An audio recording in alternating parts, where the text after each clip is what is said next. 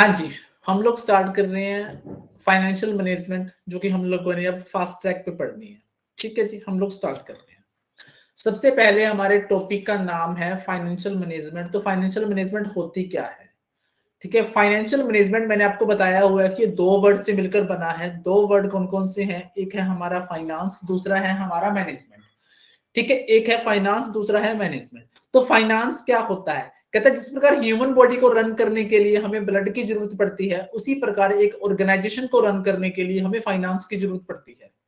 Human body को run करने के लिए ब्लड की जरूरत पड़ती है, ऑर्गेनाइजेशन को रन करने के लिए फाइनेंस की जरूरत पड़ती है। तो हम लोग क्यों नहीं कह सकते? हम लोग कह सकते हैं finance is the life blood of an organisation. Finance किसी भी ऑर्गेनाइजेशन के लिए, संगठन के लिए जीवन रक्त का काम करता है। ठीक है जी, ये बात क्लियर है। अब जो वर्ड मैनेजमेंट है, अब मैनेजमेंट को हम लोग अलग अलग फील्ड में अलग अलग मीनिंग में यूज करते हैं। ठीक है, मैनेजमेंट को सबसे पहले उठाते हैं हम लोग एचआरएम की दरमियान। एचआरएम में मैनेजमेंट का मतलब क्या है? To manage people at work, लोगों को काम पर मैनेज करना। क्या कहलाता है? मैनेजमेंट कहलाता है। किसके अकॉर्डिंग? ह्यूमन रिसोर्स मैनेजमेंट के अकॉर्डिंग। यानी कि ह्यूमन रिसोर्स को क्या करना? काम पर मैनेज करना, सिस्टमेटिक वे में उनको मैनेजमेंट करना। ठीक है, तो वो क्या कहलाता है? हमारा मैनेजमेंट कहलाता है। दूसरी हमारी टर्म आती है, तो मैनेजमेंट भी अपने आप में एक फील्ड है। तो मैनेजमेंट में आप लोगों ने एक डेफिनेशन बहुत अच्छे से पढ़ी हुई है, to getting things done through others, दूसरों से काम करवाने की कला क्या कहलाती है? मैनेजमेंट कहलाती है। तो ये एचआरएम में हो गया, और एक हो गया हमारा, ये एचआरएम में पढ़ लिया, दूसरा हम लोगों ने मैनेजमेंट में पढ़ लिया। तो फाइनेंस में इसका मतलब क्या है? फाइनेंस में मैनेजमेंट का मतलब है भैया, to manage the finance in a systematic way so that we can achieve the predetermined objectives in a proper form.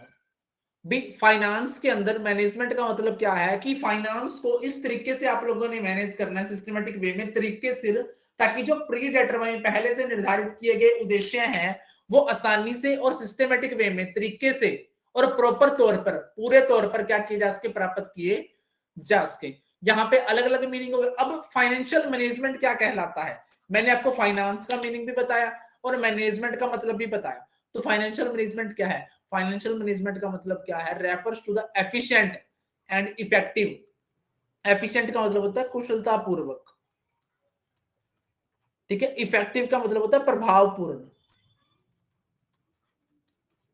ठीक है, आपने क्या करना है? फाइनेंशियल मैनेजमेंट का मतलब क्या है? Refers to the efficient and effective management of money in such a manner as to accomplish the predetermined objectives of the organisation. ठीक है, तो फाइनेंशियल मैनेजमेंट का मतलब क्या हुआ? फाइनेंशियल मैनेजमेंट का मतलब ये हुआ कि आपने मनी है, जो आपके पास पैसा है, उसका एफिशिएंट, कुशलता पूर्वक और प्रभावपूर्ण प्रबंध करना है, ताकि आपके जो पहले से डिसाइड किए गए ऑब्जेक्टिव्स हैं, प्री डिसाइडेड ऑब्जेक्टिव्स हैं जो आपके, ठीक है, वो क्या किए जा सके? आसानी से प्राप्त किए जा सके। और ये वाली जो टास्क है वो कौन परफॉर्म करने का काम करता है? ये टॉप लेवल मैनेजमेंट क्या करने का काम करती है? परफॉर्म करने का काम करती है। ठीक है, तो यहाँ पे डेफिनेशन आपकी है, ये हम लोगों ने पढ़ दी कि मनी का आपने एफिशिएंट और इफेक्टिव वे में क्या करना है? मैनेजमेंट करना है। ठीक है, ताकि आपके जो प्री डिटरमाइंड ऑब्जेक्टिव्स हैं उनको अकम्प्लिश किया जा सके। ये काम कौन परफॉर्म करता है? टॉप मैनेजमेंट परफॉर्म करती है। ठीक है, तो ये कहता है कि FM is the combination of two subject, दो सब्जेक्ट, फाइनेंस और मैनेजमेंट, हम लोगों ने पढ़ लिया। ठीक है, अब इसके अंदर हम लोग फाइनेंशियल मैनेजमेंट के अंदर मैंने आपको बताया हुआ है कि हम लोग 3 डिसीजन पढ़ते हैं। ठीक है, 3 डिसीजन कौन कौन से पढ़ते हैं? हम लोग पढ़ते हैं फाइनेंसिंग, इन्वेस्टिंग और डिविडेंड डिसीजन। फाइनेंसिंग जो डिसीजन है वो हमारा जुड़ा हुआ है पैसे को इकट्ठा करने से संबंधित, कि किस किस सोर्सेस से, किस किस रेशो में कितना कितना फंड हमें नीडेड है और कहां कहां से वो पैसा आएगा।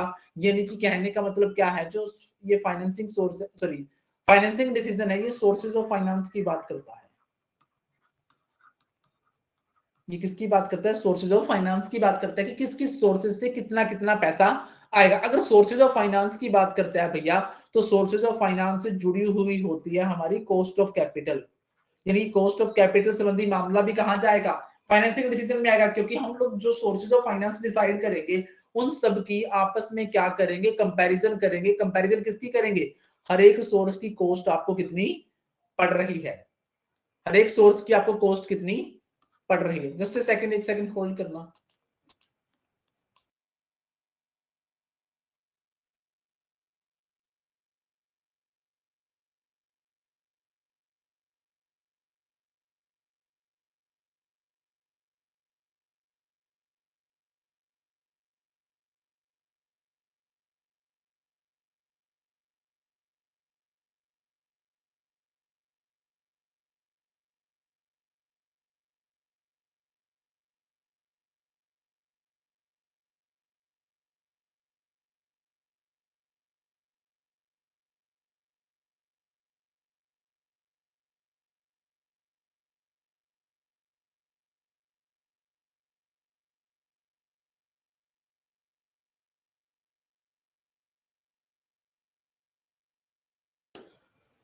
हाँ जी, मैंने कहा कि हम 3 तरह के डिसीजन पढ़ते हैं, फाइनेंसिंग, इन्वेस्टिंग और डिविडेंड डिसीजन। फाइनेंसिंग डिसीजन में हम लोग ये बात करते हैं किस किस सोर्सेस से किस किस रेशो में कितना पैसा हमें अरेंज करना है। तो मतलब किस किस सोर्सेस से बात कर रहा है, तो यहाँ पर हमारे सामने क्या आगे सोर्सेज ऑफ फाइनेंस की बात करता है। अब सोर्सेज ऑफ फाइनेंस की जब आप लोग कंपैरिजन करेंगे तो आपको कंपैरिजन करने के लिए एक बेस चाहिए। वो बेस क्या है? कॉस्ट। तो कॉस्ट ऑफ कैपिटल भी इसके अंतर्गत आ जाएगी। अब आपने यहां से पैसा क्या कर लिया, अरेंजमेंट कर लिया। पैसा अरेंज करने के बाद भैया इन्वेस्ट करना है। इन्वेस्ट करने के आपके पास दो वे हैं। एक तो है शॉर्ट टर्म। अगर शॉर्ट टर्म करोगे तो वर्किंग कैपिटल मैनेजमेंट डिसीजन कहलाएगा। अगर लॉन्ग टर्म के लिए करोगे तो वो कैपिटल बजटिंग डिसीजन कहलाएगा। अब शॉर्ट टर्म में आप इन्वेस्ट करोगे करंट असेट्स में, लॉन्ग टर्म में आप इन्वेस्ट करोगे आप किस में करोगे? फिक्स असेट्स में करोगे। तो फिक्स असेट्स में की गई इन्वेस्टमेंट कैपिटल बजटिंग कहलाती है, वो लॉन्ग टर्म के लिए इन्वेस्टिंग होती है।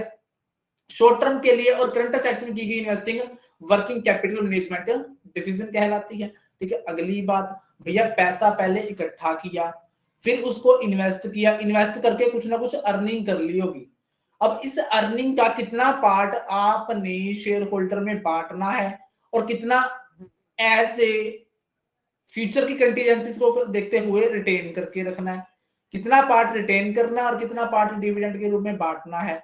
ठीक है, ये डिसीजन हम लोग कहां लेंगे? ये हम लोग डिविडेंड डिसीजन में लेंगे। ठीक है, जो आपके 3 डिसीजन मैंने आपको बताए, फाइनेंसिंग, इन्वेस्टिंग और डिविडेंड डिसीजन। जो फाइनेंसिंग डिसीजन है उसमें देखो फंड को हम लोग एक्वायर करते हैं, इन्वेस्ट में एलोकेट करते हैं, बांटते हैं। फिक्स सेट्स और करंट सेट्स में बांटा था।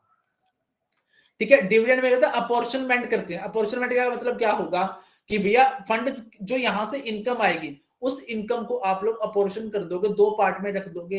एक तो डिविडेंड बांट दोगे, दूसरा हिस्सा क्या करके रख दोगे? शेयर होल्डर में बांट दोगे डिविडेंड के रूप में एक हिस्सा, दूसरा हिस्सा फ्यूचर की कंटीजेंसीज का सामना करने के लिए आप क्या करोगे? भविष्य में आने वाली समस्याओं का सामना करने के लिए आप क्या करके रख दोगे? रिटेन करके रख दोगे। ठीक है जी। हाँ जी, यहां तक की कहानी आपको परफेक्ट समझ में आई हो तो कमेंट करना प्लीज।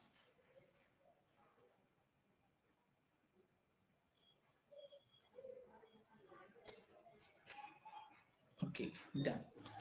हाँ जी, अब फाइनेंस की अपन डेवलपमेंट पढ़ते हैं। जो हमारा फाइनेंस सब्जेक्ट है उसकी डेवलपमेंट पढ़ते हैं। इसकी डेवलपमेंट 2 फेजेस में हुई है। एक तो ये अप टू 1950, एक 1950 के बाद। ठीक है, जो अप टू 1950 है ये ट्रेडिशनल फेज था। इस दौरान जो हमारा फाइनेंशियल मैनेजमेंट था उसकी एक सेपरेट एंटिटी नहीं थी। It was the part of economics. ठीक है, ये इकोनॉमिक्स का पार्ट था, इसकी सेपरेट अटेंशन नहीं थी, इसके ऊपर दी नहीं जाती थी।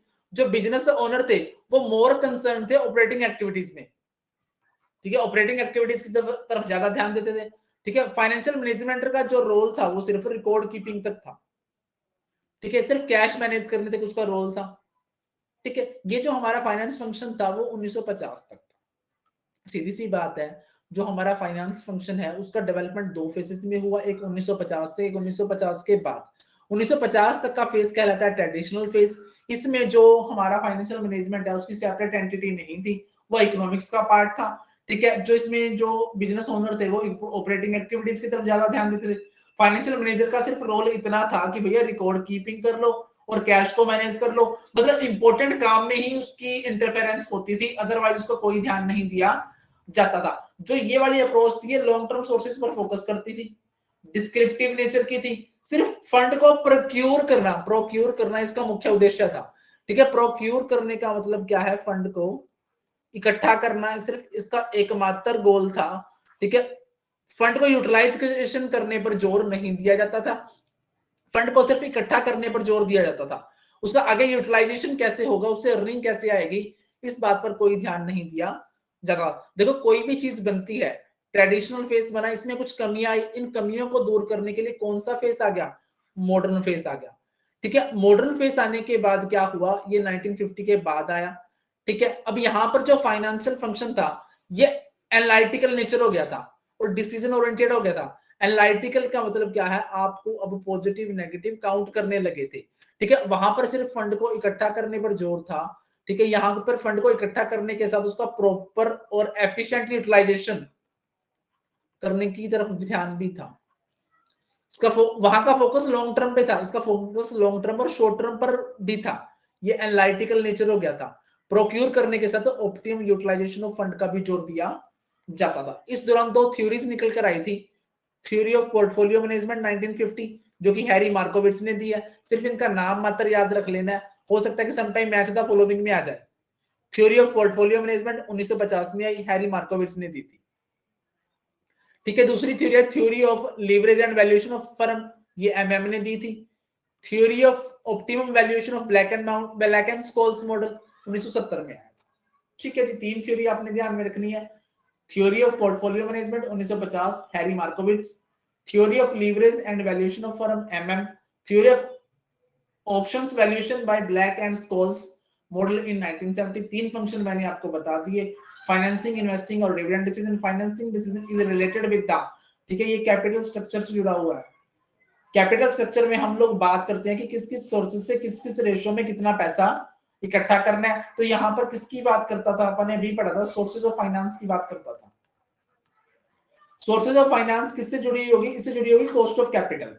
फिर अपन इन्वेस्टमेंट डिसीजन पढ़ा, इन्वेस्टमेंट के दो पार्ट किए, शॉर्ट टर्म के लिए और करंट असेट्स में इन्वेस्टमेंट करो तो वर्किंग कैपिटल मैनेजमेंट डिसीजन। अगर लॉन्ग टर्म के लिए फिक्स असेट्स में इन्वेस्ट करो तो ये हमारा कौन सा कहलाता था, कैपिटल बजटिंग डिसीजन कहलाता था। ठीक है, तीसरा डिविडेंड डिसीजन। डिविडेंड में अपन ये देखा था कि जो पैसा इकट्ठा करके आपने इन्वेस्ट किया था उससे कुछ कमाई हुई, उस कमाई के आपने दो हिस्से किए, एक तो जिन्होंने पैसा लगा रखा था उसमें बांट दिया डिविडेंड के रूप में, दूसरा भविष्य का सामना करने के लिए कोई समस्या आ जाती है उसके लिए अपने पास रिटेन करके रख लिया। ठीक है, तो यहाँ पे सोर्सेज ऑफ फाइनेंस आ गई। कैपिटल मार्केट से आप सोर्सेज इकट्ठे करेंगे, वो कौन कौन से हो सकते हैं, शेयर, डिबेंचर, रिटेन अर्निंग हो जाएगा कैपिटल मार्केट वाला। मनी मार्केट में कमर्शियल पेपर आ जाएगा, कॉल मनी आ जाएगी। ठीक है, कॉस्ट ऑफ कैपिटल भी ध्यान में अपने को यहाँ पे रखनी पड़ेगी। फिर इन्वेस्टमेंट की बात आई थी, दो चीजें, फिक्स असेट्स के लिए capital budgeting decision, current assets के लिए वर्किंग कैपिटल मैनेजमेंट डिसीजन। ठीक है, एक खास बात आप लोगों ने ध्यान रखनी है, हम लोग पढ़ते हैं एक टर्म पढ़ते हैं इन्वेंट्री, एक टर्म पढ़ते हैं स्टॉक। मोस्टली हम लोग इसको इंटरचेंजेबली पढ़ते हैं, भी इन्वेंट्री और स्टॉक एक ही बात होती है, परंतु इन्वेंट्री जो होता है इसके अंदर हमारा raw material, work in progress, finish goods सब कम इन्वॉल्व होते हैं, सब शामिल होते हैं इन्वेंट्री के अंदर। स्टॉक के अंदर पर्टिकुलर होता है, जो स्टॉक होता है वो सेपरेट होता है, रॉ मटेरियल का स्टॉक, वर्क इन प्रोग्रेस का स्टॉक, फिनिश गुड्स का स्टॉक। तो ये ध्यान में रखना है। सम टाइम दो लंबी लंबी लाइनें देके लिख देता है, मान लो असर्शन और रीजनिंग का सवाल बना देता है कि inventory include raw material, work in progress, finish goods, stock include separate separate. ठीक है, तो आप लोग कहोगे कि यार स्टॉक वाला तो ठीक है, ये पता नहीं ठीक है या नहीं है क्योंकि हमें पता नहीं। तो इन्वेंट्री में तो इकट्ठा आता है, स्टॉक में अलग अलग आता है। फिर अर्निंग हुई थी, अर्निंग से दो पार्ट, डिविडेंड और रिटेन अर्निंग। ठीक है जी, फिर एक टर्म मैंने आपको पढ़ाई थी कैपिटलाइजेशन। कैपिटलाइजेशन का मतलब होता है framing of capital structure, capital structure को फ्रेम करना। ठीक है, नेक्स्ट चैप्टर हम कैपिटल स्ट्रक्चर ही पढ़ेंगे, उसके अंदर हम लोग क्या करते हैं, जो हमारी लाइबिलिटी साइड है यहां पर हम लोग क्या करते हैं, जो हमारी कैपिटल के सोर्सेज हो सकते हैं उनको मेंशन करते हैं। ठीक है, तो फ्रेमिंग ऑफ कैपिटल स्ट्रक्चर क्या कहलाता है, कैपिटलाइजेशन कहलाता है। या फिर वो सोर्सेज जहां से कैपिटल हम लोग रेज करेंगे वो भी कैपिटलाइजेशन कहलाएगा। कैपिटलाइजेशन तीन प्रकार का है, ओवर, अंडर और नॉर्मल।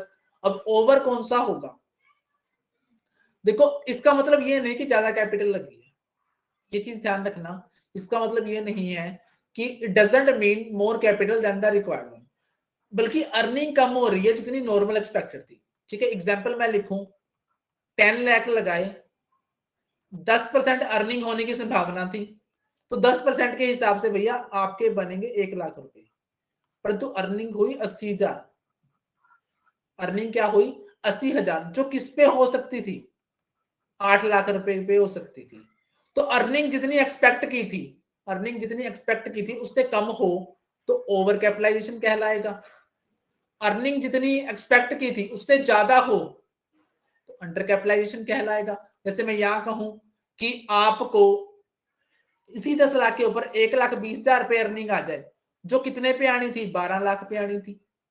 अगर जितनी अर्निंग आपने एक्सपेक्ट की उससे कम हुई तो ओवर कैपिटलाइजेशन, जितनी अर्निंग आपने एक्सपेक्ट की उससे ज्यादा हुई तो अंडर कैपिटलाइजेशन, अगर बराबर हुई 1 लाख ही पैदा हो जाते तो क्या था, वो नॉर्मल कैपिटलाइजेशन। ठीक है, अब ओवर कैपिटलाइजेशन के कारण क्या है? ठीक है, सम टाइम आपने प्रमोशन कॉस्ट हाई कर दी, तो अगर प्रमोशन कॉस्ट हाई कर दोगे तो भैया आप अपनी रिटर्न भी क्या रखोगे? ज्यादा रखोगे। ठीक है, हो सकता है कि उस दौरान आपने फिक्स सेट ज्यादा रेट पे खरीदी हो, बाजार में बूम का पिंड चल रहा हो, महंगाई चल रही हो, ठीक है, तो उस दौरान आपने सामान खरीदा हो, डेप्रिसिएशन का प्रोविजन आपने लगाया ना हो, ठीक है, आपने अर्निंग ज्यादा एक्सपेक्ट कर ली हो, तो ये कुछ कारण है। ठीक है, फिर टर्म आती है, दो ऑब्जेक्टिव पढ़ते हैं हम लोग, profit maximisation and wealth maximisation. देखो, जो आपका प्रॉफिट मैक्सिमाइजेशन है, ये बड़ा जो गोल कहता है कि ऐसे सारे के सारे प्रोजेक्ट जो आपको मैक्सिमम प्रॉफिट देते हैं उनको लाइन में लगा लो।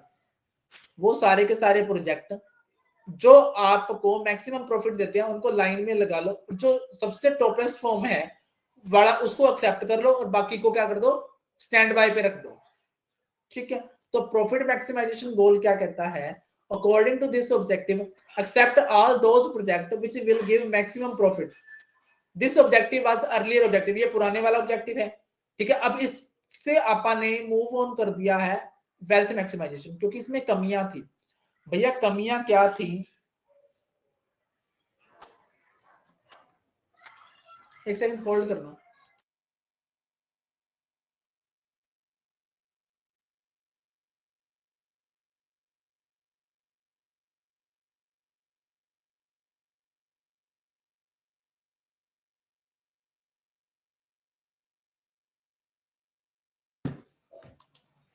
हाँ जी, प्रॉफिट मैक्सिमाइजेशन में क्या कमियां थी? ठीक है, वो कमियां ये थी कि अब आपको प्रॉफिट नहीं पता कौन सा मैक्सिमाइज करना है। भैया प्रॉफिट तो हम लोग जीपी पढ़ के आए हैं, प्रॉफिट हम लोग एनपी पढ़ के आए हैं, प्रॉफिट तो हम लोग बिफोर टैक्स पढ़ के आए हैं, प्रॉफिट हम लोग आफ्टर टैक्स पढ़ के आए हैं। अब कौन से वाला प्रॉफिट मैक्सिमाइजेशन करना है ये तो पता ही नहीं। ठीक है, तो ये क्या होगी? एम्बिगियस होगी चीज, समझना मुश्किल हो गया कि भैया कौन से वाला प्रॉफिट मैक्सिमाइज करो। और ये टाइम वैल्यू ऑफ मनी को इग्नोर करता है। अब टाइम वैल्यू ऑफ मनी का मतलब यहां पर क्या बताया हुआ है कि फॉर एग्जांपल आज आप मेरे को 10,000 रुपए देते हो और मैं आपको पूरे नेट एक साल बाद 3/3/2024 में 10 के 10 लौटाऊं, एज इट इज लौटाऊं, तो क्या वो उस 10,000 की वैल्यू 10,000 रहेगी? आप कहोगे जी बिल्कुल भी नहीं रहेगी, वैल्यू कम हो जाएगी। इसी को कंपनसेट करने के लिए हम लोग इंटरेस्ट लगाते हैं। तो ये कंसिडर नहीं करता, ये कहता है आज भी 10 है वैल्यू, कल भी 10 रहेगी। डिविडेंड पॉलिसी को इग्नोर करता था, रिस्क को इग्नोर करता था, सोशल वैल्यू ऑफ मनी को इग्नोर करता था। अब इसकी कमी को दूर करने के लिए क्या आया? वेल्थ मैक्सिमाइजेशन आया। इसके मुताबिक आपको अपने प्रॉफिट को मैक्सिमाइज करने की बजाय बाजार में जो आपका शेयर है, एमपीएस है, उसको मैक्सिमाइज कर दो। क्या प्रयास करो कि market price per share maximise हो जाए। अगर market price per share maximise हो जाएगा तो टोटो ऑटोमेटिकली आपका प्रॉफिट ज्यादा हो जाएगा। भैया प्रॉफिट ज्यादा हो जाएगा तो शेयर होल्डर को पैसे मिलेंगे, शेयर होल्डर को पैसे मिलेंगे तो आपकी वेल्थ क्या हो जाएगी? मैक्सिमाइज हो जाएगी। तो according to this objective firm should try to maximise the market price per share maximise करने का प्रयास करना चाहिए। तो इससे क्या होगा? ऑटोमेटिकली शेयर होल्डर की वेल्थ क्या हो जाएगी? मैक्सिमाइज हो जाएगी। ठीक है, एक ये डेफिनेशन भी है फाइनेंशियल मैनेजमेंट की, प्रोक्यूरमेंट ऑफ फंड, फंड को इकट्ठा करना, effective utilisation of fund, fund का यूटिलाइजेशन करना, और distribute the dividend is called financial management. Fund को इकट्ठा करना मतलब किस किस सोर्सेज से कितना कितना रुपया इकट्ठा करना, यूटिलाइजेशन करने का मतलब है करंट असेट्स फिक्स्ड असेट्स में लगा देना, वहां से जो अर्निंग आएगी उसको क्या कर देना? डिस्ट्रीब्यूट कर देना। किस रूप में? डिविडेंड के रूप में। क्या कहलाता है? फाइनेंशियल मैनेजमेंट कहलाता है। चलो जी, ये आपका पहला चैप्टर रिवीजन हो गया। ठीक है, कोई दिक्कत हुई? समझ में आया सबको? हाँ जी, बबीता स्केयर समझ में आया? ओके, नेक्स्ट हम आपका लगाते हैं लीवरेज।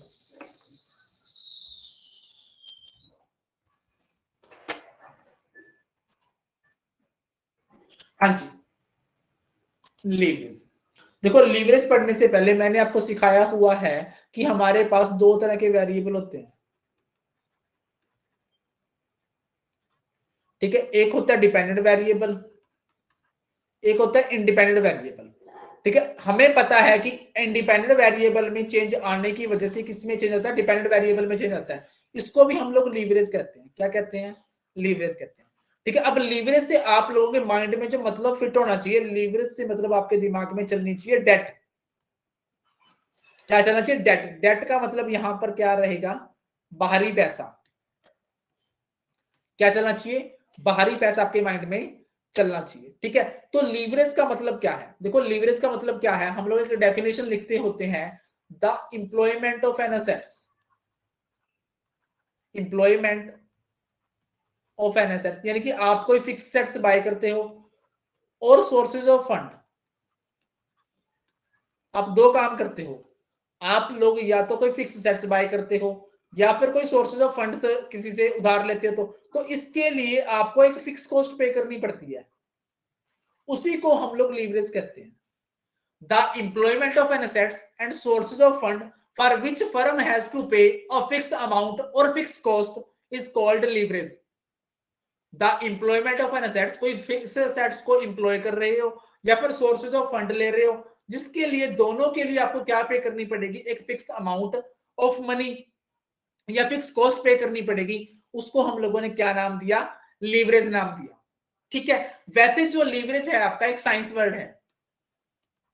लीवरेज क्या है? एक साइंस वर्ड है। साइंस में इसका मीनिंग होता है to raise the heavy weight with minimum forces. To raise the heavy weight with minimum forces, भारी बल को हल्का सा धक्का लगाकर धकेलना क्या कहलाता है? लीवरेज कहलाता है। जैसे आपा लोगों ने छठी, सातवीं, आठवीं की साइंस की किताब में एक ऐसा गोला पड़ा हुआ देखा जिसके नीचे एक बंदा, ठीक है, हल्की सी छड़ लगा के उसको धकेलने का प्रयास करता है। तो भारी वजन को हल्के से प्रयास से धकेलना क्या कहलाता है? लीवरेज कहलाता है। ये एक साइंटिफिक वर्ड है। वैसे नॉर्मल कॉमन लैंग्वेज में अगर बताऊं तो डेट कैपिटल के साथ इक्विटी कैपिटल को यूज करना, डेट कैपिटल के साथ इक्विटी कैपिटल को यूज करना क्या कहलाता है? लीवरेज कहलाता है। ताकि क्यों करते हैं भैया हम डेट कैपिटल को इक्विटी कैपिटल के साथ यूज? ताकि डेट की लो कॉस्ट का फायदा उठाया जा सके। डेट की लो कॉस्ट का फायदा उठाने के लिए हम लोग डेट कैपिटल को इक्विटी कैपिटल के साथ क्या करते हैं? यूज करते हैं, ताकि डेट की लो कॉस्ट का फायदा उठाया जा सके। अब आप लोगों ने याद रखने वाली जो टर्म है वो ये है कि डिग्री ऑफ लीवरेज अगर हाई है तो रिस्क ज्यादा होगा, रिटर्न ज्यादा होंगे। क्योंकि मैंने आपको लीवरेज शब्द का मतलब बताया कि लीवरेज शब्द से आप लोगों को क्या समझना है? डेट समझना है। अगर डेट की मात्रा क्या होगी यहाँ पर? ज्यादा होगी, तो ऑटोमेटिकली रिस्क क्या होगा? ज्यादा होगा। जहां रिस्क ज्यादा होता है वहां बरकत भी ज्यादा होती है, वहां रिटर्न भी ज्यादा होगी। अगर डिग्री ऑफ लीवरेज क्या होगी? लो होगी, तो रिस्क भी कम होगा और रिटर्न भी क्या होंगे? कम होंगे। यहां तक बात मेरी समझ में आई? ठीक है, फिर इस चार्ट को समझना है। ठीक है, इस चार्ट को आप लोगों ने समझना है। ठीक है, देखो सबसे पहले होती है सेल। सेल में से लेस करते हैं वेरिएबल कॉस्ट। ठीक है, इस बात को आप लोग, मैं आपको चलो लिख के बता देता हूं, ये आपके कॉस्ट अकाउंट में भी काम आने वाला है फॉर्मूला। ठीक है, तो इस चीज को आप लोग अपने साथ साथ क्लास के बाद इसको लिख भी लेना। सेल्स होती है, सेल्स में से वेरिएबल कॉस्ट कम होती है। ठीक है, तो आपके सामने निकल के आता है कंट्रीब्यूशन। ठीक है भैया, इसमें से लेस करता हूं फिर फिक्स कॉस्ट, तो वो आपके सामने निकल के आता है ईबीआईटी। फिर इसमें से लेस करता हूं इंटरेस्ट, तो आपके सामने निकल के आता है ईबीटी। फिर इसमें से लेस करता हूं टैक्स, तो वो आ जाता है अर्निंग आफ्टर टैक्स। फिर अर्निंग आफ्टर टैक्स में से लेस करता हूं अर्निंग अवेलेबल फॉर इक्विटी। ठीक है, ये हमारी आ जाती है। इसको पॉइंट को मैंने ए नाम दे दिया, दूसरा बी पॉइंट मैंने नाम दे दिया नंबर ऑफ इक्विटी शेयर। ठीक है, तो अगर आपको ईपीएस निकालना है तो ए डिवाइड बाय बी, इसका मतलब क्या हुआ कि earning available for equity share holder को अगर आप नंबर ऑफ इक्विटी शेयर से डिवाइड कर देंगे तो आपका अर्निंग पर शेयर आ जाएगा। एक शेयर की वैल्यू आ जाएगी, एक शेयर के पीछे कमाई कितनी है वो आ जाएगी। ठीक है, अब आपको मैं इसके साथ साथ एक फॉर्मूला और बता देता हूं, कंट्रीब्यूशन का एक फॉर्मूला और ध्यान रख लेंगे, फिक्स कॉस्ट प्लस प्रॉफिट या फिर माइनस लॉस। ये कंट्रीब्यूशन का एक फॉर्मूला और आप लोगों ने ध्यान रख लेना है कि फिक्स कॉस्ट में प्रॉफिट है तो जोड़ देंगे, लॉस है तो माइनस कर देंगे, ये आपका क्या है, हमारा कंट्रीब्यूशन का फॉर्मूला है। ठीक है, फिर आपको मैं बता दूं कि सेल से लेकर ईबीआईटी तक आपकी ऑपरेटिंग एक्टिविटीज है, ईबीआईटी से आपकी ईपीएस तक क्या है, फाइनेंसिंग एक्टिविटी है। ठीक है, ऑपरेटिंग एक्टिविटी की वजह से होता है ऑपरेटिंग लीवरेज। ठीक है, ऑपरेटिंग लीवरेज होता है ऑपरेटिंग एक्टिविटीज की वजह से, फाइनेंशियल लीवरेज होता है फाइनेंसिंग एक्टिविटीज की वजह से। ठीक है, लीवरेज हमारा 3 प्रकार का होता है, operating, financing and sorry operating leverage, financial leverage और टोटल लीवरेज, या टोटल लीवरेज को हम लोग सुपर लीवरेज भी कहते हैं। ठीक है, अब इसको आप लोग आसानी से समझ सकते हो। ठीक है, सेल में से वेरिएबल कॉस्ट कम करी तो आपका कंट्रीब्यूशन, उसमें से फिक्स कॉस्ट कम करी तो ईबीआईटी, ईबीआईटी का दूसरा नाम है ऑपरेटिंग प्रॉफिट, उसमें इंटरेस्ट कम किया तो अर्निंग बिफोर टैक्स या प्रॉफिट बिफोर टैक्स, टैक्स कम किया तो earning after tax, preference dividend कम किया तो earning available for equity, number of share से डिवाइड किया तो ईपीएस। ठीक है, अब यहां पे हमारा जो लीवरेज है वो 3 प्रकार का है। एक है हमारा ऑपरेटिंग लीवरेज। ठीक है, ऑपरेटिंग लीवरेज का जो फॉर्मूला आप लोगों ने ध्यान रखना है, ठीक है, वो आपने ध्यान रखना है कंट्रीब्यूशन बटा ईबीआईटी। ठीक है, अब कंट्रीब्यूशन बटा ईबीआईटी को आप कैसे लिख सकते हो, आप लिख सकते हो सेल माइनस वेरिएबल कॉस्ट बटा ईबीआईटी। आप इसको और कैसे लिख सकते हो, आप लिख सकते हो सेल माइनस वेरिएबल कॉस्ट बटा में sale minus variable cost minus fix cost. और कैसे लिख सकते हो, आप लोग लिख सकते हो कंट्रीब्यूशन बटा ऑपरेटिंग प्रॉफिट को, कंट्रीब्यूशन को बदला बदल के लिखा जा सकता है। ये हमारा फॉर्मूला है ऑपरेटिंग लीवरेज का। ठीक है, दूसरा हमारा होता है डिग्री ऑफ ऑपरेटिंग लीवरेज। ठीक है, अब डिग्री ऑफ ऑपरेटिंग लीवरेज का फॉर्मूला आप लोगों ने ध्यान रखना है। ठीक है, वो होता है हमारा डेल्टा ईबीआईटी बटा डेल्टा सेल्स। ठीक है, इसको हम क्या लिख देंगे, इसको आप लोग लिख दोगे चेंज इन ईबीआईटी बटा में change in cell.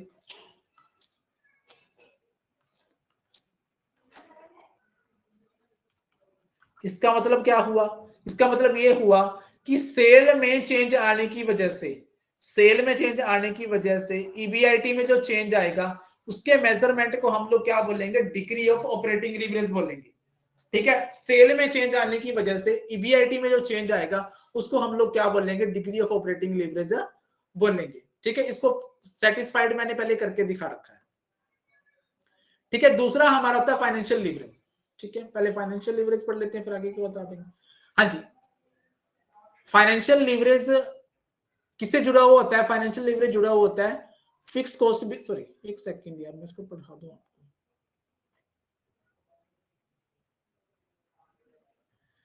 Okay, operating leverage पहले पढ़ लेते हैं। ऑपरेटिंग लीवरेज किस वजह से होता है, जब कोई आप कोई फिक्स सेट से एक्वायर करते हो या इन्वेस्टमेंट करते हो तो उस वजह से आपको फिक्स कॉस्ट बियर करनी पड़ती है। ऑपरेटिंग लीवरेज में क्या होता है, जब कोई आप कोई फिक्स सेट से एक्वायर करते हो या इन्वेस्टमेंट करते हो तो उस दौरान आपको फिक्स कॉस्ट बियर करनी पड़ती है।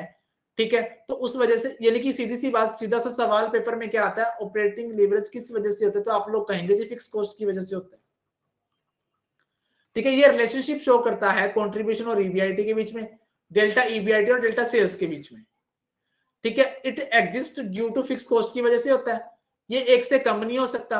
अगर degree of operating leverage greater than 1 है तो हायर डिग्री, लेस देन 1 है तो लोअर डिग्री, इक्वल टू 1 है तो नो लीवरेज। ठीक है, अगली बात क्या ध्यान रखनी है कि अगर फिक्स कॉस्ट ज्यादा है, वेरिएबल कॉस्ट कम है तो डीओएल हाई होगी, फिक्स कॉस्ट कम है वेरिएबल कॉस्ट ज्यादा है तो डिग्री ऑफ ऑपरेटिंग लीवरेज क्या होगी, लो होगी। क्योंकि ऑपरेटिंग लीवरेज में हम लोगों ने पढ़ा कि ये फिक्स कॉस्ट की वजह से होता है। ये रिलेशनशिप शो करता है कंट्रीब्यूशन और ईबीआईटी के बीच में, डेल्टा ईबीआईटी और डेल्टा सेल्स के बीच में। ठीक है, ये फिक्स कॉस्ट की वजह से होता है, ये एक से कम नहीं हो सकता। अगर फिक्स कॉस्ट ज्यादा है वेरिएबल कॉस्ट कम है तो degree of operating leverage high है, फिक्स कॉस्ट कम है वेरिएबल कॉस्ट ज्यादा है तो डिग्री ऑफ ऑपरेटिंग लीवरेज लो है। अगर डिग्री ऑफ ऑपरेटिंग लीवरेज एक से ज्यादा है तो हाई डिग्री, एक से कम लो डिग्री, एक के बराबर नो लीवरेज। ठीक है, एक बात और ध्यान रखना, अगर फिक्स कॉस्ट नहीं है तो नो लीवरेज। ठीक है, अगर फिक्स कॉस्ट ही नहीं है तो लीवरेज नहीं होगा। कहता है फाइनेंशियल लीवरेज, फाइनेंशियल लीवरेज जुड़ा हुआ है फिक्स कॉस्ट बियरिंग कैपिटल, ऐसी कैपिटल जो फिक्स कॉस्ट बियर करती हो। अब आप लोग कैपिटल अरेंज करते हो मेनली इक्विटी, प्रेफरेंस और डिबेंचर। देखो इक्विटी पे देना पड़ता है डिविडेंड जो प्री डिटरमाइन नहीं होता, तो मतलब इसकी cost fix cost bearing capital नहीं होगी। प्रेफरेंस पर देते हैं डिविडेंड, परंतु प्रॉफिट के केस में देते हैं, उस केस में भी क्या होगा, फिक्स कॉस्ट बेरिंग कैपिटल नहीं हुई।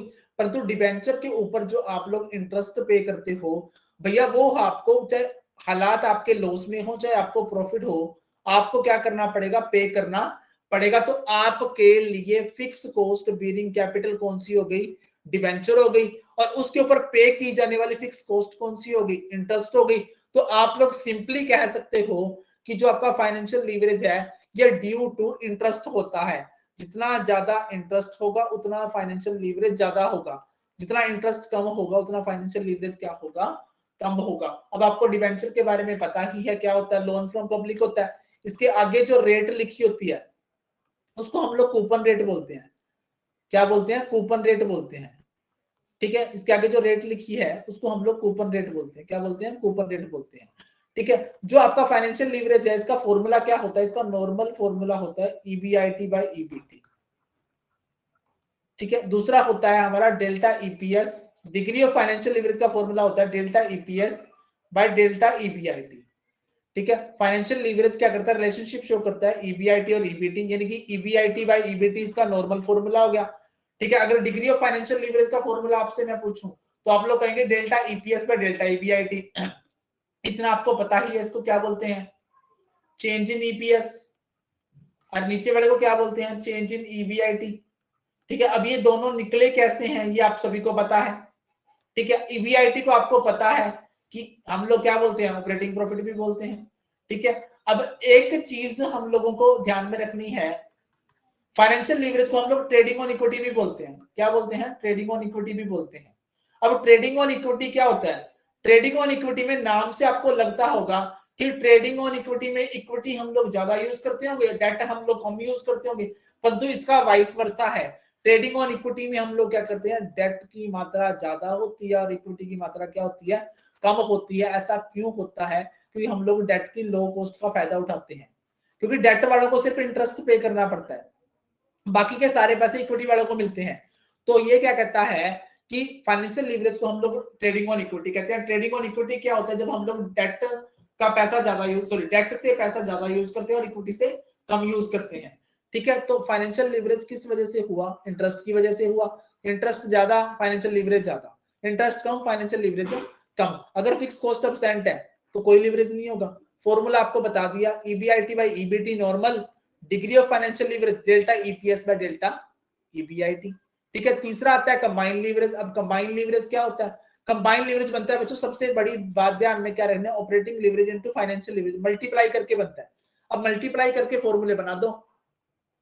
पहला फॉर्मूला था कंट्रीब्यूशन बटा ईबीआईटी, यानी कि नॉर्मल अपा कंबाइंड लीवरेज बनाए, इधर था आपका ईबीआईटी बाय ईबीटी। ठीक है, अब आप क्या करोगे, ईबीआईटी कैंसिल कर दोगे, तो आपके पास क्या बचा, सी बाय ईबीटी। नॉर्मल आपसे कंबाइंड लीवरेज का फॉर्मूला पूछे कोई तो आप लोग कहेंगे कंट्रीब्यूशन बटा ईबीटी। ठीक है, दूसरा डिग्री ऑफ ऑपरेटिंग लीवरेज में क्या था, अपन ने लिखा था delta EBIT bye delta sales. ठीक है, इधर था आपका डेल्टा ईपीएस बटा डेल्टा ईबीआईटी। ठीक है, तो डिग्री वाले फॉर्मूले में क्या होगा, सॉरी ईबीआईटी कैंसिल हो जाएगा और आपके पास क्या बचेगा, आपके पास बचेगा delta EPS by delta sales. यानी कि डिग्री ऑफ कंबाइंड लीवरेज का फॉर्मूला आपसे पूछे कोई तो आप लोग कहेंगे डेल्टा ईपीएस बटा डेल्टा सेल्स। ठीक है, ये आपके फॉर्मूले हो गए। नॉर्मल का formula C by EBIT, degree का formula delta EPS by delta sales, ये आपका वो हो गया, क्या बोलते हैं उसको, कंबाइंड लीवरेज हो गया। ठीक है, फिर एक टर्म होती है ऑप्टिमम स्ट्रेटजी। ऑप्टिमम स्ट्रेटजी में आप लोग क्या करते हो, ऑप्टिमम स्ट्रेटजी में जब आपका ऑपरेटिंग लीवरेज ज्यादा हो। अब ऑपरेटिंग लीवरेज ज्यादा होने का मतलब क्या है कि देखो जब कोई असेट्स वगैरह आपने खरीदनी है उसके ऊपर आपको कॉस्ट ज्यादा बियर करनी पड़ रही है, उसको आप टाल नहीं सकते, उसको आप टाल नहीं कर सकते। किसी 10 लाख वाली असेट्स को आप ये नहीं कह सकते कि बाबूजी 5 लाख की लगा लो, 7 लाख की लगा लो, भैया पूरे पे करने पड़ेंगे। ठीक है, परंतु हम लोग फाइनेंशियल लीवरेज को कंट्रोल कर सकते हैं, क्योंकि फाइनेंशियल लीवरेज में हम लोग पैसा उधार लेते हैं, उधार लिए गए पैसे को कम कर सकते हैं। तो इसके कहने का मतलब क्या है कि अगर ऑपरेटिंग लीवरेज हाई हो तो हम लोग फाइनेंशियल लीवरेज को मिनिमाइज करने का प्रयास करते हैं। ऑपरेटिंग लीवरेज अनकंट्रोलेबल होता है, फाइनेंशियल लीवरेज क्या होता है, कंट्रोलेबल होता है। ऑप्टिमम स्ट्रेटजी का मतलब यहाँ पर क्या है, मान लो आपने कोई प्रोडक्ट बनाया, वो 20 रुपए उसका सेलिंग प्राइस है, कॉस्ट प्राइस 15 रुपए, प्रॉफिट हो गया 5 रुपए। आपने बंदा अपॉइंट कर लिया कि भैया 2.5 रुपए दूंगा कमीशन के मेरा माल बेच के आ। आपने यहां पर फिक्स कॉस्ट नहीं लगाई, कोई आपकी फिक्स कॉस्ट नहीं है। माल बिकेगा तो कमीशन ले लेगा, माल नहीं बिकेगा तो कमीशन नहीं लेगा। तो ये क्या कहता है कि starting of business with VC के साथ बिजनेस स्टार्ट कर लिया वेरिएबल कॉस्ट के साथ, जैसे जैसे सेल बढ़ी उसके बाद उसने फिक्स कॉस्ट ऐड कर दी। भाई जैसे देखो, जो बंदा आपने सेल कमीशन पे अपॉइंट किया था, अब उसने आपका काम जमा दिया, ओवरऑल आपका सर्कल फैला दिया। अब आपने उस बंदे को बना के दिया ऑफिस के बाद, भाई मेरे अब तू बैठ ऑफिस में, ये रही तेरी कार। अब आपने फिक्स कॉस्ट लॉन्च कर दी। तो इस तरीके से इसको हम लोग क्या कहते हैं, ऑप्टिमम स्ट्रेटजी कहते हैं। ऑप्टिमम स्ट्रेटजी में हम लोग फिक्स पैकेज बाद में लॉन्च करते हैं, वेरिएबल कॉस्ट के साथ क्या करते हैं, मार्केट में एंट्री करते हैं। ठीक है। और एक और मोस्ट इंपोर्टेंट पेपर में पूछा जाने वाला सवाल, इंडिफरेंस पॉइंट क्या होता है बच्चों। इंडिफरेंस पॉइंट इकोनॉमिक्स की लैंग्वेज में समझे तो सेटिस्फेक्शन लेवल को इंडिफरेंस पॉइंट कहते हैं। जहां से हम लोग मूव ऑन करना पसंद नहीं करते, उस पॉइंट को हम लोग इंडिफरेंस पॉइंट कहते हैं। ठीक है, किसकी लैंग्वेज में, इकोनॉमिक्स की लैंग्वेज में। परंतु भैया हमें तो इकोनॉमिक्स की लैंग्वेज में नहीं, हमें तो एफएम की लैंग्वेज में चाहिए। इंडिफरेंस पॉइंट वो पॉइंट होता है जहां पर दो प्रोजेक्ट का, आप लोग दो प्रोजेक्ट लोगे। ठीक है, दो प्रोजेक्ट कौन कौन से लोगे, आप लोग दो प्रोजेक्ट लोगे। एक प्रोजेक्ट लोगे जिसमें डेट होगा, एक प्रोजेक्ट जिसमें डेट नहीं होगा। इन दोनों से आप क्या निकालोगे, ईबीआईटी, ईपीएस। ये दोनों में सेम आने चाहिए। अगर ये दो प्रोजेक्ट के ईबीआईटी और ईपीएस सेम आते हैं तो we can say that this point is called indifference point. ये पॉइंट क्या कहलाएगा, इंडिफरेंस पॉइंट कहलाएगा। ठीक है, ये बात आप लोगों ने ध्यान रखनी है कि इंडिफरेंस पॉइंट वो पॉइंट होता है जहां पर किसी दो प्रोजेक्ट के ईबीआईटी और ईपीएस क्या होते हैं, सेम होते हैं। ठीक है, उसको हम लोग क्या कहते हैं, इंडिफरेंस पॉइंट कहते हैं। नीचे मैंने एग्जांपल में आपको करवाया हुआ है, यहाँ पे क्या कर लिया, एक्स सेलेक्ट कर लिया ईबीआईटी को, ई फॉर इंटरेस्ट, कुछ नहीं, फॉर्मूला वही है, घबराने की जरूरत नहीं है। ईबीआईटी में से इंटरेस्ट घटता था, फिर टैक्स घटता था, फिर प्रेफरेंस डिविडेंड घटता था। ठीक है, आता था आपके पास वही earning available for equity share holder बटा में नंबर ऑफ इक्विटी शेयर। ठीक है, दोनों तरफ क्या कर लिया, ईबीआईटी को एक्स सेलेक्ट कर लिया। जब आप निकालेंगे पहले ईबीआईटी निकल के आएगा। देखो दोनों में ईबीआईटी बराबर रख दिया, एक्स की वैल्यू निकल के आएगी, तो एक्स तो दोनों में सेम ही है, तो क्या निकल के आएगा आपके पास, ईबीआईटी निकल के आएगा। ठीक है, इस ईबीआईटी को आप लोग गिवन रकम में रखोगे। ठीक है, तो इस ईबीआईटी से ये आपका ईबीआईटी 3 लाख रुपए निकल के आ जाएगा। इसको आपने दोनों प्लांट में रख दिया, तो आपने नीचे जाके देखा कि भैया ईपीएस भी क्या निकल के आया, 5 रुपए निकल के आया। तो ये पॉइंट क्या कहलाएगा, ये पॉइंट इंडिफरेंस पॉइंट कहलाएगा, जहां पर दो प्रोजेक्ट के क्या होते हैं, ईपीएस और ईबीआईटी बराबर होते हैं, उसको हम लोग इंडिफरेंस पॉइंट कहते हैं। तो हम लोग उसको नॉर्मली कह सकते हैं रिटर्न ऑन इन्वेस्टमेंट बराबर इंटरेस्ट हो, इंडिफरेंस पॉइंट है। रिटर्न ज्यादा है इंटरेस्ट से, बेनिफिट है इक्विटी के लिए, रिटर्न कम है इंटरेस्ट से, तो क्या है, लॉस है किससे, इक्विटी को। ठीक है, फिर ब्रेक इवन पॉइंट है, आपको सभी को पता है, no profit no loss. Operating break even point कौन सा होगा, जहां सिर्फ फिक्स कॉस्ट बियर करनी पड़े। फाइनेंशियल वाला कौन सा होगा, सिर्फ इंटरेस्ट बियर करना पड़े। कब इंटरेस्ट बियर करना पड़े, जब दो सोर्सेज है, इक्विटी और डेट, जब दो सोर्सेज है, सिर्फ इंटरेस्ट की अमाउंट ही क्या कहलाएगी, फाइनेंशियल बीईपी कहलाएगी। ठीक है, परंतु अगर प्रेफरेंस शेयर भी आ जाए तो आपका फाइनेंशियल बीईपी कैसे निकलेगा, interest plus preference dividend into 1 plus CDD, corporate dividend tax बटा में 1 माइनस सी। कॉर्पोरेट डिविडेंड टैक्स तो गुणा कर देना साथ में, परंतु जो नॉर्मल टैक्स होता है वो क्या कर देना, नीचे लेस करके एक में से लिखना है। ठीक है, सीडीडी का मतलब कॉर्पोरेट डिविडेंड टैक्स। अब कंबाइन करना हो फिक्स कॉस्ट के साथ, जोड़ देंगे ये अंदर वाला सारा मामला, तो क्या निकल के आएगा, कंबाइंड बीईपी निकल कर आएगा। ठीक है, ये आपकी डेफिनेशन आ गई हम लोगों ने जो पढ़ी थी।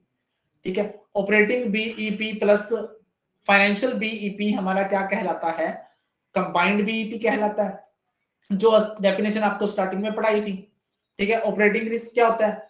जब आप कवर नहीं कर पाते ऑपरेटिंग चार्जेस को, बिजनेस के जो ऑपरेट करने के चार्जेस हैं, ठीक है, यानी कि डेली रूटीन वाले जो चार्जेस हैं, जब आप उसको ऑपरेट नहीं कर पाते, ठीक है, तो उसको आप लोग कहेंगे ऑपरेटिंग चार्ज, ऑपरेटिंग रिस्क। जब फाइनेंशियल चार्जेस कवर अप नहीं कर पाते तो उसको आप लोग नाम दे देंगे, क्या नाम दे देंगे आपको? Financial risk. ठीक है। एक टर्म रह गई, मैंने आपको नहीं पढ़ाई। देखो, एक होता है वेरिएबल कॉस्ट, एक होती है फिक्स कॉस्ट। देखो, वेरिएबल कॉस्ट पर यूनिट होती है और एक टोटल होती है। ठीक है। मैंने पर यूनिट जो वेरिएबल कॉस्ट होती है वो कांस्टेंट रहती है। पर यूनिट वेरिएबल कॉस्ट क्या रहती है? कांस्टेंट रहती है। आप कहोगे जी ऐसे कैसे रहती है? मैंने एक यूनिट बनाई, उस पर 5 रुपए वेरिएबल कॉस्ट आई, मैं 2 बनाऊंगा तो दूसरी पर दोनों मिलाकर 10, 3 बनाऊंगा तो 15। परंतु अगर मैं सिंगल सिंगल की निकालूं तो पहली पे 5, दूसरी पे 5, तीसरी पे 5, तो आप लोग क्या कहोगे? आप लोग ये कहोगे कि पर यूनिट वेरिएबल कॉस्ट तो कांस्टेंट रहती है, परंतु total cost, total variable cost बढ़ती चली जाती है। दो बातें हैं, वेरिएबल कॉस्ट में एक पर यूनिट कॉस्ट होती है, per unit variable cost, total variable cost. Per unit variable cost constant रहती है, परंतु टोटल वेरिएबल कॉस्ट क्या होती चली जाती है? बढ़ती चली जाती है। इसका ग्राफ कैसे बनता है? पर यूनिट वेरिएबल कॉस्ट का ऐसे बनता है, एक्स एक्सिस के पैरेलल। ठीक है, ये आपका एक्स एक्सिस होता है और ये आपका वाई एक्सिस होता है। एक्स एक्सिस के पैरेलल बनता है आपका, ठीक है, वेरिएबल कॉस्ट का fix constant per unit variable cost का ग्राफ बनता है। ठीक है, तो टोटल वेरिएबल कॉस्ट ऐसे पॉजिटिव जाती है क्योंकि ये बढ़ती चली जाती है ना। ठीक है जी। अब दूसरी तरफ फिक्स कॉस्ट क्या होती है? फिक्स कॉस्ट भी दो प्रकार की, पर यूनिट और टोटल। यहां पे क्या होगा? टोटल फिक्स कॉस्ट तो कांस्टेंट रहती है, परंतु पर यूनिट कॉस्ट क्या होती है? बढ़ती घटती है। अब आपको जी ऐसे कैसे? ठीक है, ऐसे का मतलब क्या है? मान लो कोई शॉप रेंट पे ली 10,000 पर मंथ, 1,000 यूनिट बनाई, तो पर यूनिट फिक्स कॉस्ट कितनी पड़ेगी? 10 रुपए। ठीक है, तो आपका काम धंधा सही चल पड़ा, किराया 10,000 ही है, यूनिट बनने लगी 2,000, तो आपका अब कितना हो गया? पर यूनिट कॉस्ट कितनी पड़ेगी? 5 रुपए। तो कहने का मतलब क्या है कि फिक्स कॉस्ट में per unit fix cost production बढ़ने पर डाउनवर्ड जाती है, मतलब डिक्रीज हो जाती है, प्रोडक्शन कम होने पर यह बढ़ जाती है। ठीक है, अगर यहां पे मैं 1,000 की जगह 500 यूनिट बनाने लगता तो 10,000 रुपए 500 यूनिट के ऊपर लगते तो मेरे को 20 रुपए कॉस्ट पड़ती। तो प्रोडक्शन इंक्रीज होने पर यूनिट फिक्स कॉस्ट कम हो जाती है, प्रोडक्शन कम होने पर यूनिट फिक्स कॉस्ट क्या हो जाती है? बढ़ जाती है। तो जो पर यूनिट फिक्स कॉस्ट का ग्राफ है वो क्या रहेगा? वो डाउनवर्ड बनेगा, पर यूनिट वाला डाउनवर्ड बनेगा, टोटल वाला कैसा बनेगा? कांस्टेंट बनेगा। ठीक है जी। हाँ जी, यहां तक की कहानी में किसी को कोई रत्ती भर सा भी डाउट हो?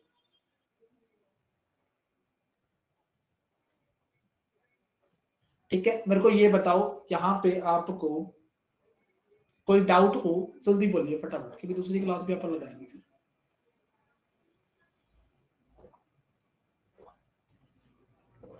चलिए जी,